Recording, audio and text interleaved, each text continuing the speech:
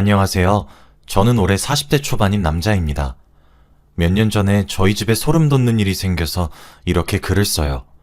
지금은 모두 다 정리된 일이지만 그때만 생각하면 무서워서 밤에 잠을 잘 못 잡니다.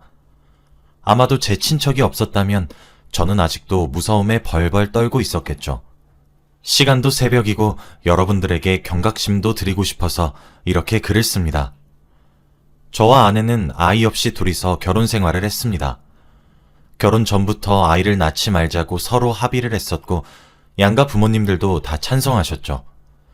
솔직히 다른 집 아이들을 보면 너무 귀엽고 아이를 가지고 싶다는 생각도 몇 번 하긴 했지만 차마 그 육아라는 것을 할 자신이 없었어요. 아내도 그렇고 저도 그렇고요. 둘이서 살기만 해도 너무 재밌고 행복하니까 괜찮았습니다. 결혼했을 때에는 저와 아내 둘 다 회사원이었어요. 직장 동료로 처음 만났고 제가 첫눈에 반해서 아내한테 들이댔죠. 그렇게 무탄하게 결혼까지 했고 결혼 생활도 행복했습니다. 그런데 제가 결혼을 하고 조금 삶이 안정적이게 되니까 다른 일도 한번 해보고 싶더라고요. 저만의 가게를 차려보고 싶었습니다. 원래 예전부터 사업을 하는 것이 꿈이었긴 한데 혼자 사는 남자가 회사 다 때려치우고 사업 준비라는 것은 너무 힘들잖아요. 그래서 결혼도 했겠다 응원해주는 아내도 있으니 한번 시도를 해보려고 했습니다. 처음에 아내가 반대할 줄 알았는데 다행히도 착한 아내는 저를 응원해 주었어요. 자기가 밖에서 돈 벌어다 주겠다고 하면서 말이죠.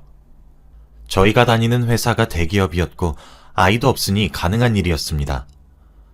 저는 바로 다음날 회사에 사표를 내고 제대로 된 사업 준비를 시작했어요. 예전부터 저는 고깃집 사장님이 되는 것이 꿈이었습니다. 손님들과 소통하고 즐겁게 고기를 파는 것이 너무 행복해 보였거든요. 그래서 퇴직금에다가 조금 더 보태서 고깃집을 차렸어요. 그런데 확실히 제가 경험도 부족하고 사업에 대한 공부 기간이 너무 짧아서 잘 안 되더라고요. 그럴 때마다 아내는 저한테 힘내라고 응원한다고 말을 해주니까 너무 고마웠습니다.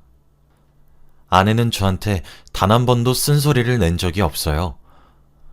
저는 영업시간이 끝나면 밤에 집으로 돌아와서 다시 사업 공부를 했습니다. 아내는 이미 퇴근을 하고 집에 와서 저를 반겨주었고요. 그런 일상들의 연속이었죠. 그런데 어느 날부터 아내가 조금 이상해지기 시작했습니다. 원래 아내는 결혼하기 전에 종교가 다양했어요. 성당도 다니고 절도 다니고 교회도 다녔죠. 그리고 타로나 사주 같은 것들을 맹신하는 사람이었습니다. 그런데 이게 연애 때는 마냥 귀여웠고 문제되지 않았는데 결혼하고 나니까 문제가 되더라고요.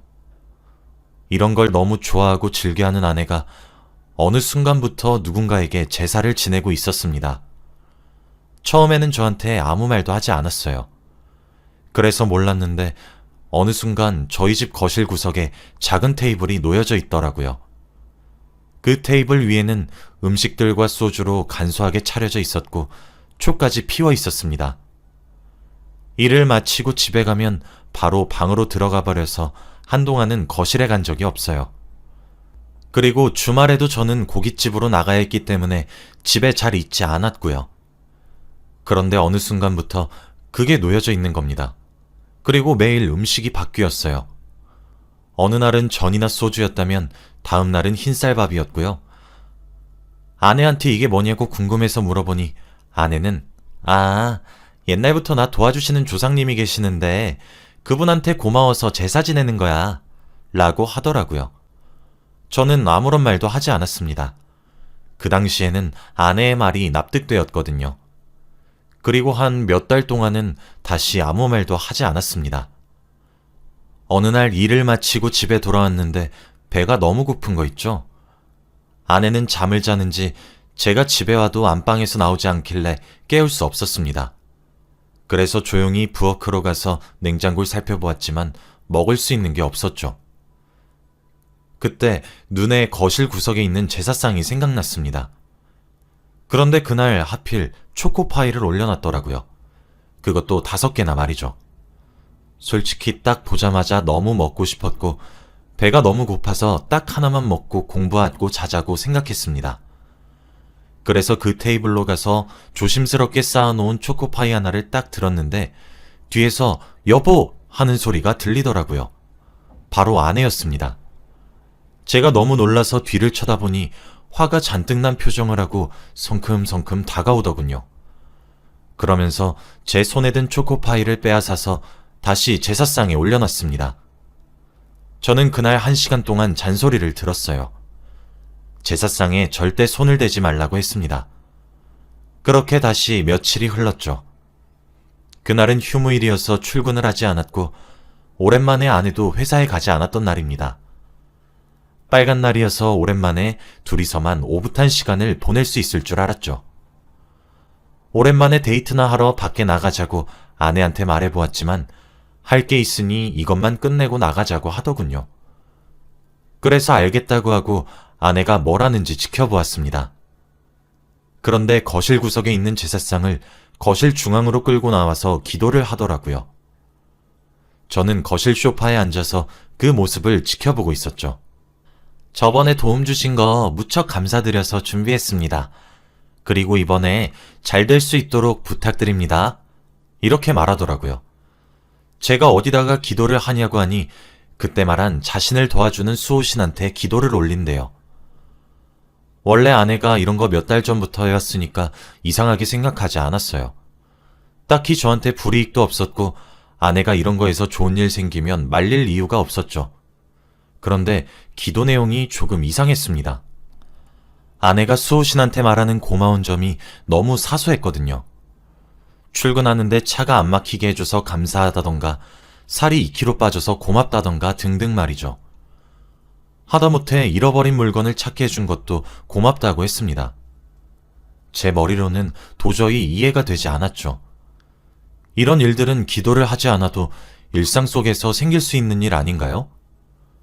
처음으로 아내가 진심을 담아서 기도를 하는 모습을 보는데 조금 많이 낯설었습니다. 그리고 다음으로 부탁드리는 기도가 오늘 교통사고 안 나게 해주세요였죠. 되게 사소하고 큰 의미 없는 기도들이었습니다. 솔직히 이런 것을 왜 하는지 모르겠었어요. 제 입장에서는 해도 그만 안 해도 그만이었거든요. 저도 잃어버린 물건 찾은 적도 많고 출근할 때 차 안 막힌 적도 많습니다. 그런데 이렇게 기도까지 드려야 하나요? 그날 처음으로 아내한테 이제 이거 하지 말라고 했습니다. 해서 좋은 점을 잘 모르겠다고요. 속는 셈 치고 딱 일주일만 제사상을 차리지 말자고 했죠. 그런데 아내의 표정이 싹 바뀌었습니다. 태어나서 처음 보는 아내의 표정은 살기가 느껴졌어요. 그러면서 절대 안 된대요. 차라리 이혼을 하자고 합니다.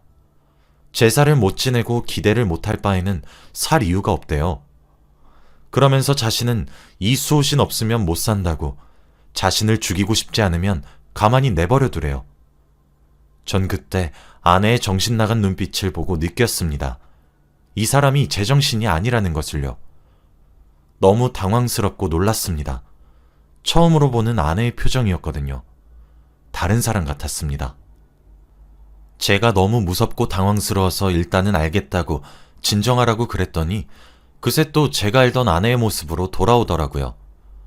함부로 아내한테 제사에 대해서 말하면 안 된다고 생각했습니다. 이 사람이 드디어 여기에 미쳤다고 생각했죠. 어떻게든 말리고 싶었습니다. 저희는 그날 데이트를 했고 당연히 교통사고도 나지 않았어요. 집에 들어오면서 아내가 오늘 내가 기도해서 우리 교통사고 안 났어 라고 하더라고요. 그저 웃으면서 넘겼습니다. 차마 맞다고 호응해주고 싶지 않았거든요. 그렇게 다시 며칠이 지났습니다. 저는 고깃집으로 출근했고 아내는 회사로 출근했죠. 그런데 아내가 요즘 부쩍 잠이 많아졌는지 제가 퇴근하고 집에 돌아오면 안방에서 나오지 않아요. 원래라면 제가 현관문 비밀번호 누르는 소리에 헐레벌떡 나와서 신발장에서 저를 맞이해 줍니다. 그런데 어느 순간부터는 침대에 누워서 꼼짝도 하지 않죠. 요즘 일이 많아서 바쁜가 싶었습니다. 내심 한켠으로는 서운한 마음도 있었죠. 그리고 저는 저녁 식사도 못하고 와서 집에 있는 음식들을 아무거나 먹어요. 원래 아내는 남은 저녁밥을 식탁에 놔두고 잠에 드는데 요즘 따라 저녁을 먹고 다 치워버리더라고요. 하지만 제가 퇴근하고 집에 돌아와서 제사상을 보면 날이 갈수록 제사 음식의 퀄리티가 높아졌습니다. 원래는 소주랑 전 몇 개로 시작했던 것 같아요. 그런데 이제는 제가 감히 먹기도 힘든 랍스터나 전복, 그리고 비싼 양주까지 놓여져 있어요. 양주도 일반 양주가 아니라 구하기 굉장히 힘든 것으로 말이죠. 재료만 비싸진 게 아니라 양도 많아지더라고요. 저한테는 이렇게 소홀하면서 제사는 열심히 지내는 아내가 조금 미웠습니다. 제사 음식에 반만이라도 남겨놓으면 얼마나 좋나요? 솔직히 처음에는 참고 넘길 수 있었지만 몇 달이 되니까 힘들더라고요. 매일 퇴근길에 편의점에 들러서 편의점 음식을 사오는 것도 지쳤습니다. 그리고 저 많은 음식들을 다 어떻게 치우는지도 궁금했죠. 아내 혼자서 먹기에는 너무 많은 양이었을 뿐더러 다음 날이 되면 집에 흔적도 없이 사라졌거든요. 음식은 먹었다고 쳐도 비싼 양주는 먹을 수 없잖아요. 그래서 다음날 아내한테 솔직히 말하기로 했어요. 제사상에 차린 음식들을 다 어떻게 처리하냐고 말이죠. 그런데 아내한테 대답을 들어보니 정말 놀랍더군요. 그 음식들을 다 버린대요. 그 비싸고 값진 음식들을 전부 다요. 전복이랑 랍스터나 비싼 양주 같은 걸 어떻게 버릴 수 있나요? 너무 아깝지 않습니까? 차라리 퇴근하고 온 나한테 먹이던지 왜 그걸 버리냐고 저도 모르게 한순간 욱해서 말을 해버렸어요. 그런데 아내는 오히려 덤덤했습니다. 수호신이 먹으셨는데 어떻게 당신을 줘? 먹었던 음식을 당신한테 먹일 순 없잖아. 아내는 정말 그 신이라는 존재에 미쳐 있었습니다. 귀신이 음식을 먹나요? 정말 답답하고 환장할 지경이었습니다. 그럼 앞으로 남겨놔. 그 수호신인지 뭔지 아는 사람이 먹다 남은 거 내가 다 먹을게. 안 돼. 그럼 기도한 거 아무 소용이 없어지잖아. 그 음식은 오로지 수호신을 위해 차린 거야. 그래서 수호신만 먹어야 해. 아내와 대화가 되지 않았습니다. 대화를 하면 할수록 화가 치밀어 올랐어요. 힘들게 번 돈으로 비싼 음식을 사서는 그걸 다 버리다뇨. 너무 아까웠습니다. 그리고 그날부터 아내와 제사에 관한 이야기는 일절 하지 않았어요. 말을 할 때마다 싸우고 사이가 나빠지고 제 기분이 상해서 꺼내고 싶지 않았습니다. 그렇게 몇 주가 흘렀는데 어느 날 갑자기 아내가 유독 그날따라 기분이 좋아 보이더라고요. 원래 출근 준비를 할 때면 아내는 출근하기 싫다고 찡찡대는데 그날따라 좋은 꿈을 꿨는지 하루 종일 웃고 있었습니다. 그리고 콧노래도 부르고 저한테 다정하게 대해주더라고요. 당신 무슨 좋은 일 있어? 아침부터 왜 이렇게 웃어? 아, 내가 오늘 좋은 꿈을 꿨거든. 왜? 무슨 좋은 꿈이길래 그래? 나한테도 알려줘. 아내는 저한테 자신이 꾼 꿈에 대한 이야기를 알려주었습니다. 그런데 왠지 모르게 이상했어요. 아내는 꿈에서 수호신이 나왔다고 했습니다. 그런데 수호신이 자신의 이야기를 들어줬대요. 아내가 조잘대면서 수호신한테 앞으로 이렇게 살고 싶다면서 이것저것 말을 했다고 합니다. 그런데 그걸 수호신이 기분 좋게 들어줬대요. 하지만 여기서 끝이 아닙니다. 수호신이 방금 말한 거 다 들어줄 테니 대신 자기가 부탁한 거 딱 한 가지만 해달라고 했대요. 그러니까 수호신이 아내한테 부탁을 한 거죠. 아내는 말만 하라면서 뭐든 해주겠다고 말을 했고 수호신의 부탁을 들었다고 합니다. 그래서 그걸 오늘 밤에 할 거래요. 아내한테 수호신이 무슨 부탁을 했냐고 물어보니 아내는 비밀이라고 합니다. 절대 말을 해서는 안 된다고 했대요. 왠지 모르게 소름이 돋았습니다. 아내를 막아야 할 것 같은 불안한 기분이 엄습했죠. 아내는 기분 좋게 출근을 했고 저는 집에 남아서 곰곰이 생각했습니다. 아무리 생각해도 이건 아닌 것 같았어요. 최근 들어서 아내의 몸이 점점 마르고 다크서클도 내려오는 게 조금 이상하긴 했는데 설마 이런 제사 때문에 그런 건 아닐까 하고 걱정이 되던 그때 전화벨 소리가 울렸습니다. 전화를 건 사람을 보니 친척이었어요. 저와 칠촌 사이인 고모였습니다. 고모는 무당일을 하고 계세요.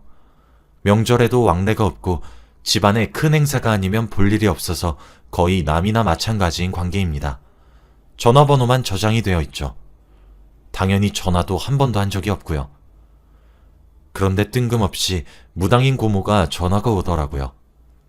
전화를 받으니 뜬금없이 고모는 저한테 화를 냈습니다. 야, 네 와이프 지금 하려는 거 당장 그만두라고 해. 집에서 그런 짓 함부로 하는 거 아니야. 되려 귀신 불러오는 짓이라고.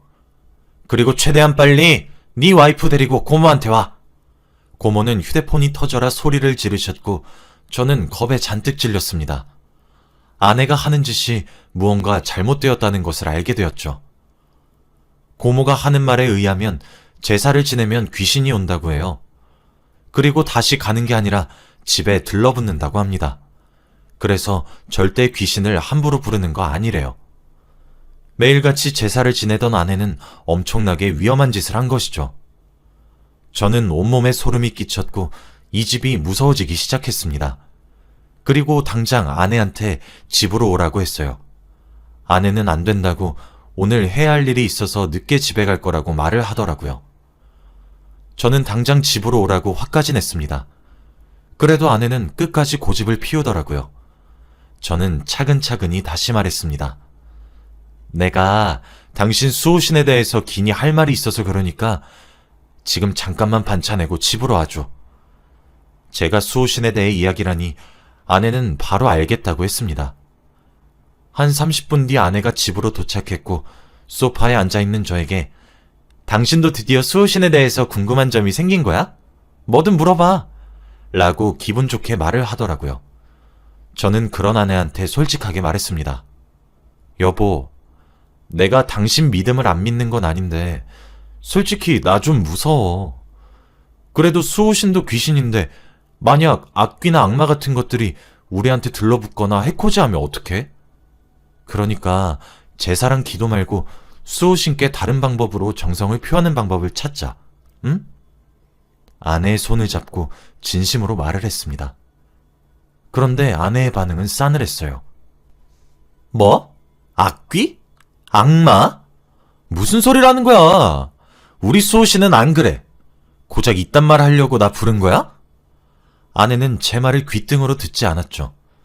이미 아내는 반쯤 미쳐 있었습니다.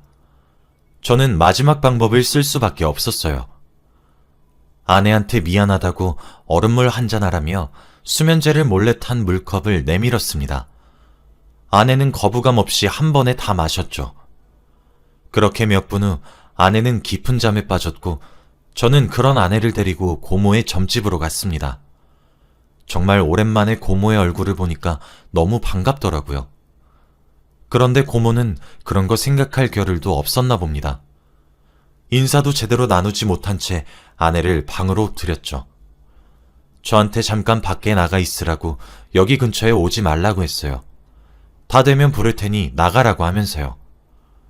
저는 아내가 걱정되긴 했지만 그래도 고모만 믿고 나갔습니다. 그렇게 몇 시간이 흘렀어요. 전 안에서 뭘 했는지 모릅니다. 밖에서 소리만 조금씩 들릴 뿐이었죠. 혹시나 아내가 잘못될까봐 노심초사하면서 고모가 들어오라고 할 때까지 기다렸습니다. 그리고 얼마 후 고모가 땀에 범벅이 된 채로 저를 부르시면서 들어오라고 하더군요. 얼른 달려가서 보니 아내가 달라져 있었습니다. 방금 전까지만 해도 다크서클이 무릎까지 내려오고 얼굴에는 생기가 하나도 없었는데 이제는 눈빛이 초롱초롱해지고 기력이 생긴 것 같더라고요. 그러면서 저한테 여보 하면서 안겼습니다. 정말 신기했어요. 아내는 원래 밥도 잘 안 먹고 하루 종일 누워 있었는데 이제 배가 고프다고 하는 겁니다. 그래서 고모가 아내를 위해 밥을 차려주셨고 아내가 밥을 먹는 동안 저와 고모는 이야기를 나누었어요. 도대체 어떻게 된 건지 말이죠. 그런데 내용은 정말 충격적이고 소름 돋았습니다. 네 와이프가 지낸 제사 때문에 떠들던 귀신 몇 명이 네 와이프 등에 철썩 붙어서 기를 다 뽑아가고 있었어. 그런 제사 함부로 하는 거 아니야. 그리고 좋게 좋게 타일러서 보냈으니까 다시 안 올 거야. 그리고 너 하는 고깃집도 아마 잘 될 거고.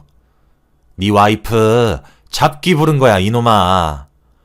고모의 말을 듣고 온몸에 소름이 돋았고 너무 감사했습니다. 아마 고모가 안 계셨다면 저는 아내를 돌릴 수 없었겠죠. 그리고 고모의 말에 의하면 아내는 예전에 제사를 지내고 했던 것을 기억하지 못한대요. 참 신기한 일입니다. 그리고 만약 저녁에 수호신이 부탁한 것을 했다면 지금 이 세상에 아내는 없었을 거래요. 천만다행이라고 생각합니다. 지금 생각해도 소름 돋고 너무 무서운 일인 것 같아요. 고모에게 연신 감사의 인사를 드리고 밥을 먹고 있는 아내 근처로 갔는데 또 한 번 놀랐습니다. 아내는 그동안 못 먹었던 것을 한 번에 다 먹었는지 밥을 7공기나 먹었어요. 고모는 예상했다는 듯이 보고 있었고 저는 너무 놀라서 말을 하지 못했죠. 아무튼 아내는 그날 이후로 제가 알던 원래의 아내로 돌아왔습니다. 그리고 제사는 절대 지내지 않죠. 회사도 열심히 다니고 다른 평범한 아내처럼 지내요. 그리고 제가 아는 고깃집도 입소문이 나서 장사가 잘 됩니다. 다 고모 덕이에요. 비록 칠촌이지만 평소에 고모한테 연락 많이 드리고 있습니다. 저희 부부의 생명의 은인이에요. 그때 일을 지금 다시 생각해봐도 정말 소름 돋고 무서운 것 같습니다. 여러분들도 제사 함부로 지내시지 마세요. 저는 그 일이 있고 나서 제사상 근처도 가지 않습니다. 제 이야기는 여기까지예요. 들어주셔서